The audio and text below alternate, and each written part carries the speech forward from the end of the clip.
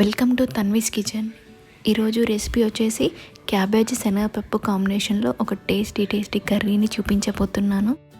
Cabbage వండేటప్పుడు కాస్త శనగపప్పును కూడా వేసి వండండి, చాలా రుచిగా ఉంటుంది.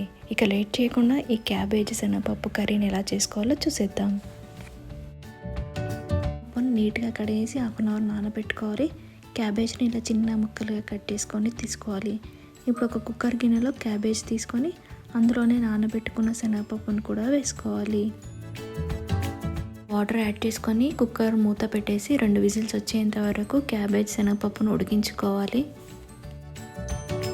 2 విజిల్స్ తర్వాత మూత తీసి చూద్దాం క్యాబేజ్ పప్పు ఉడికిపోయిందో లేదో. చూడండి, పప్పు ఈ విధంగా ఉడికితే సరిపోతుంది. ఇప్పుడు దీంట్లో ఉన్న వాటర్ అంతా వంపేసుకోవాలి. వాటర్ అంతా వంపేసిన తర్వాత ఈ క్యాబేజ్ శనగపప్పును పూర్తిగా చల్లారనివ్వాలి. స్టవ్ వెలిగించి స్టవ్ మీద ఒక గిన్నె పెట్టుకొని అందులో 2 టీ స్పూన్ల ఆయిల్ని వేసి హీట్ చేసుకోవాలి. ఆయిల్ హీట్ అయిన తర్వాత అందులో 1 టీ స్పూన్ జీలకర్ర ఆవాలను కూడా వేసి కొద్దిగా ఫ్రై అవ్వనివ్వాలి. జీలకర్ర ఆవాలు ఫ్రై అయిన తర్వాత ఇందులో చిన్న ముక్కలుగా కట్ చేసుకున్న ఆనియన్స్ను వేసుకోవాలి. అలాగే కారానికి తగ్గట్టుగా పచ్చిమిర్చిని కూడా యాడ్ చేసుకోవాలి. వేసుకున్న ఆనియన్స్ పచ్చిమిర్చిని మధ్యలో కలుపుకుంటూ మంచి రంగు వచ్చేంత వరకు వీటిని ఫ్రై చేసుకోవాలి. ఆనియన్స్ మంచిగా ఫ్రై అయ్యి బ్రౌన్ కలర్లోకి వచ్చాక ఇందులో 1 టీ స్పూన్ పసుపును యాడ్ చేసుకోవాలి. అలాగే 2 రెమ్మల కరివేపాకు మరియు కొద్దిగా అల్లం వెల్లుల్లి పేస్ట్ని యాడ్ చేసుకొని వీటన్నిటిని మంచిగా కలుపుకోవాలి. ఇంగ్రీడియంట్స్ అన్నీ మంచిగా ఫ్రై అయిన తర్వాత మనం ఇందాక ఉడికించి చల్లారబెట్టాం కదా క్యాబేజీ శనగపప్పును ఇందులో యాడ్ చేసుకోవాలి.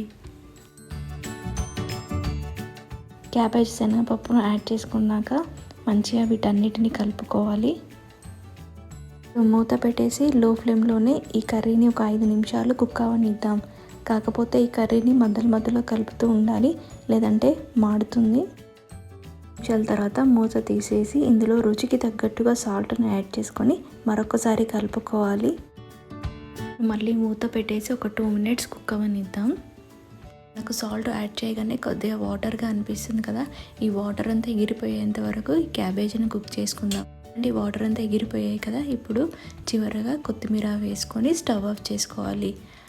అంతే అండి, క్యాబేజ్ శనగపప్పు కర్రీ రెడీ. చూసారుగా ఈ కర్రీని చేయడం ఎంత ఈజీయో, టేస్ట్ కూడా చాలా బాగుంటుంది. ఇక లేట్ ఎందుకు, మీరు ఒకసారి ఈ కర్రీని ట్రై చేయండి.